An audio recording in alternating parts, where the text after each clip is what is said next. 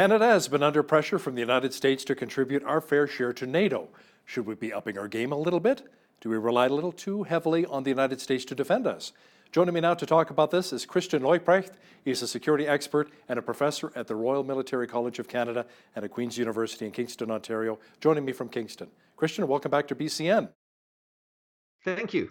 Now, before we get into what Canada's contributions to NATO should be, can you explain to our viewers exactly what the role of NATO really is? So inherently, NATO is primarily seen by people as a military alliance. And so as an effort to get countries together and to pool resources, think about the economies of alliances where as overcoming collective action problems, you put everybody's resources together and presumably you have more than if you just added them all up individually. But there's a lot more to NATO than that, because it's also meant as the famous first Secretary General of NATO, Lord Ismay, said, what's the role of NATO is to keep the Russians out, the Americans in, and the Germans down.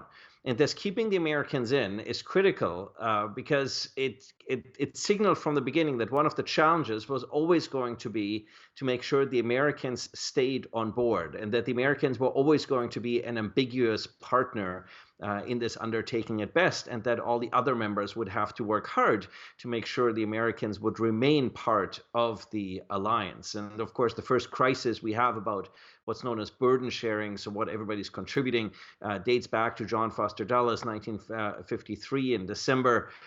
So we've been at these conversations about NATO, what everybody should contribute, and how best to posture the organization for a very long time. But of course, it is the 70th anniversary of NATO this year, and it shows that the organization, despite many changes in the world, has proven itself very resilient. And I think it has done so precisely because it is useful and has proven useful in asserting and defending our interests, our values, our prosperity, and our democratic way of life. Yeah, at the recent NATO meetings, Canada got some pressure from U.S. President Donald Trump to step up to the plate and contribute much more to NATO. I think he said something around 2% of our GDP. How much are we actually putting in now, and should we actually maybe be putting a little bit more in?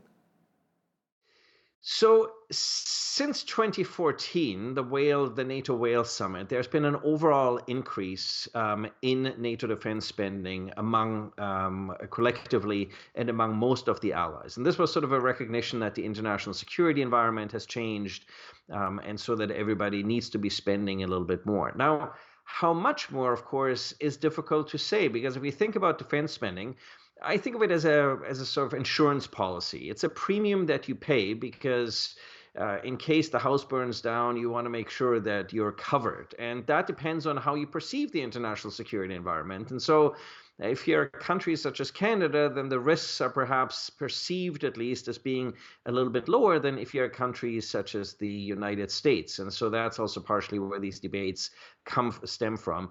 But this idea of 2% was always an aspirational goal. We currently spend 1.3% roughly. We intend to ramp that up to 1.4% perhaps by 2023-24. But ultimately, this is, if you think about this differently, it's 25 billion Canadian dollars. And it's a little bit over a quarter of direct federal government program spending. And of course, every dollar that we spend on defense is a dollar that we don't have to spend on other federal government priorities, whether that's healthcare, education, infrastructure, transfers to the provinces, you name it. And so Canadian politicians have always been very savvy at trying to balance what's sort of the minimum that you have to spend for the maximum effect that you want to get. A colleague of mine called this the Walmart approach to Canadian defense policy. You know, you don't want to go too low, but you also don't need to get the Cadillac version and sort of just kind of what's just right. The question is, of course, given the continued pressure on the changing security environment, and I think what awaits us over the next 25 years will probably be even more challenging than what we had over the last 25 years, and the what's sometimes called the rusting out of Canadian equipment, so many challenges in terms of renewal for the Canadian Armed Forces. It probably suggests that if we want to continue to be a valued player, we will likely have to make a more considerable investment in national defense, or our capabilities are going to decline fairly precipitously in the coming years. So, Christian, where does Canada rank within NATO countries when it comes to contribution levels? Are we in the middle, maybe near the bottom? So that depends entirely on how you measure. So, in terms of authorized troop strength, we're the eighth largest military within NATO. We're in the top 20 militaries in the world. In terms of GDP spending, we're in the bottom third of NATO countries. But there's really only, in terms of absolute numbers, a handful of countries that spend more: the United States, the United Kingdom, France, Germany, Italy, all of which are much larger countries by population and also significantly larger economies. And on a per capita basis, it's the United States, Norway, the United Kingdom, Denmark, the Netherlands, France, Germany, and Greece. So about half the NATO member countries, not quite, that spend more. So it's entirely depends on how you measure. But on many of these measures, Canada doesn't actually look as impoverished in its defense spending as some of the critics in the United States would make it out to be. Keep also in mind, of course, that we can have conversations about where Canada ranks, but we can also have conversations about how much the United States is spending. It is often said that in the United States, defense spending is essentially equalization. All other federations have equalization programs. The United States is the only federation, advanced industrialized democratic federation, that does not. And so the significant defense spending means that every state in the United States gets a significant base and gets a significant part of the of military industrial R&D or manufacturing capacity. Think also of the immense healthcare costs in the United States that we've distributed differently in Canada. And so there are also explanations why, compared to the Americans, we look significantly lower, that are not necessarily attributable solely to what is actually being spent on defense. So obviously Canada is not going to be a heavyweight in NATO like the United States, but really what should we be striving towards? Should we be maybe spending more on fighter jets, drones, ships, or even tanks? So I think this is a very apt conversation, because over the last 15 years, the Canadian Armed Forces have done a lot of counterterrorism missions in various capacities, whether that's as advise and assist missions in northern Iraq or in Afghanistan, whether that's the early combat missions in Afghanistan, or whether it's the special forces missions in Northwest Africa. And it turns out that we've kind of forgotten to do a whole lot of other things. And so I think the challenge going forward for the Canadian Armed Forces is going to be to make sure that it can remain a comprehensive, full spectrum military that can deliver on whatever mandates and requests it gets from the Prime Minister. And so that means, I think, thinking not so much just in terms of things that fly, things that float, or things that drive, but it means thinking about what are the challenges that we're likely to see in the 21st century that are rather unconventional challenges. Consider the cyber attacks and cyber environment to which we're exposed to on a daily basis. Consider that if you buy a fighter jet, but that fighter jet doesn't have a capacity for compressed data download, it is largely useless in a 21st century fighting environment. And so it means that we need to also rethink about how it is that the Canadian Armed Forces need to fight in the 21st century, what challenges they're likely to face, and how they can best confront those challenges. And that means, I think, thinking less just in terms of kit, and also in terms of what effects we will need to achieve with that kit and with the people behind the kit, because of course it means in a highly technological environment, those highly qualified personnel are also in high demand by the private sector. And so being able to recruit, maintain, generate, and employ that highly qualified force is an increasing challenge for the Canadian Armed Forces to remain competitive. What about the Arctic? I mean, Russia certainly has interest in increasing its authority and presence there. How well is Canada positioned to really assert our authority there? Yeah, the Arctic is a significant challenge. It depends on how you see the Arctic, whether you see it as a cooperative environment in terms of search and rescue and the environment where we have very, shall we say, cordial relations with Russia, and we have joint agreements with Russia through the Arctic Council, whether you see it as a competitive environment, for instance, for resources, whether that's with Russia, the United States, or even China that is now showing up in the Arctic, or whether you see it as an adversarial environment where you see Russia as a possible contender and adversary.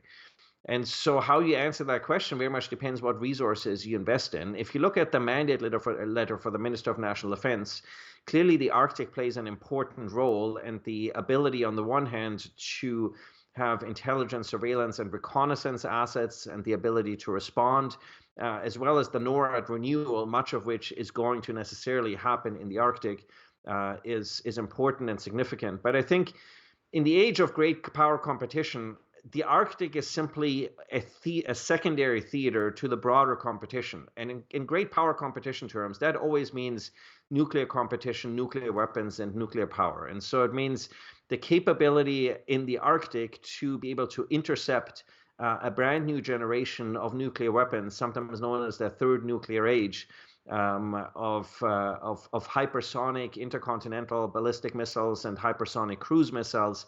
That's ultimately the next challenge. And so if there is a conflict in the Arctic, it would likely be a secondary and spillover effect from perhaps a conflict due to great power competition elsewhere in the world. And so that's ultimately what the Canadian Armed Forces need to be prepared for. But it's not really an environment, I think, where anybody really wants to fight a war or contend a conflict, but we need to be prepared for the possibility that spillover effect may become a reality and be prepared for that. How much of a difference does NATO really make? If there was actually an attack on a NATO country, would this coalition of countries actually join forces, spend huge bucks, and maybe risk lives? Well, this is what Article 5 is ultimately about, and this is what Emmanuel Macron alluded to with his comments about NATO being brain dead. Notice that he didn't say dead, he said brain dead, and this was in reference to some of the US actions in Syria and withdrawal there that was perceived as perhaps not the United States not necessarily making good on their Article 5 commitments. Now, of course, I'm not so convinced about that, because the only country that has ever benefited really from the Article 5 is, of course, after 9/11, when Article 5 was called in. It was called in by no other country than Canada. And so the United States understand that they, just like with burden sharing, may eventually be the greatest beneficiary from Article 5. And so I think the United States will continue to have an interest in providing that deterrent effect and reassuring the member states that when push comes to shove, they're actually going to be there for them.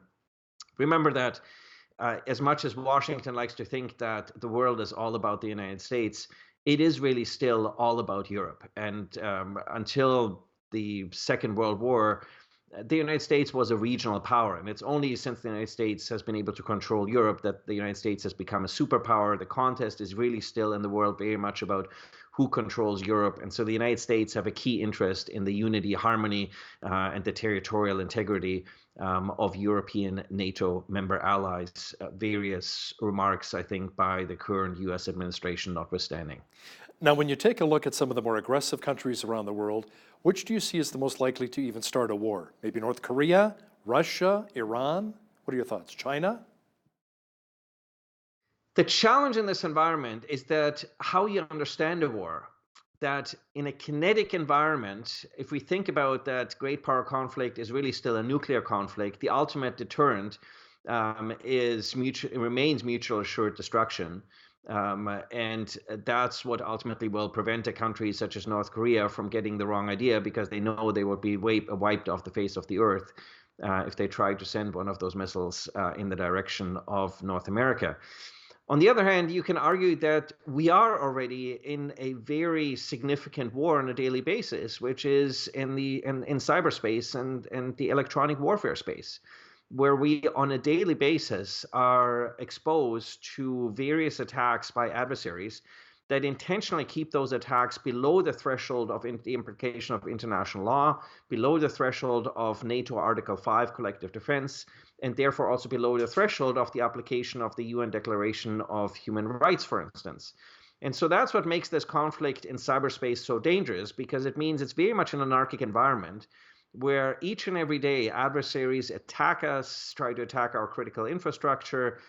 We see some of this bubbling up to the surface when it comes, for instance, to conversations about our democratic institutions and our democratic processes. And there's a real risk of the attempts by our adversaries to go after our critical infrastructure systems in one way or another to spill over into a kinetic conflict. And so it's this uncontrolled cyber environment that we already live a hot conflict on a daily basis that probably poses the greatest risk of then subsequently spilling over into a kinetic conflict that no one may ultimately be able to control because of the broader unintended consequences of how irresponsibly some of our adversaries are behaving in the information environment. Christian Leuprecht is a security expert and a professor at the Royal Military College of Canada and at Queen's University in Kingston, Ontario. Thanks for your time today. Thank you. It's been my pleasure. On behalf of all of us here at BCN, I'm Hal Roberts. God bless, and thanks so much for watching.